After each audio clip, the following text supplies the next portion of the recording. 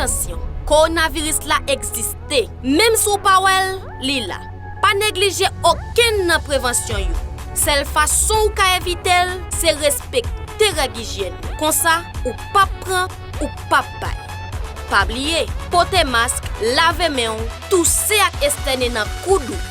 Respecter distance sociale yo, pas coller ak moun. Pas manger néon, chez ou ak bouchou et puis rete la caillou.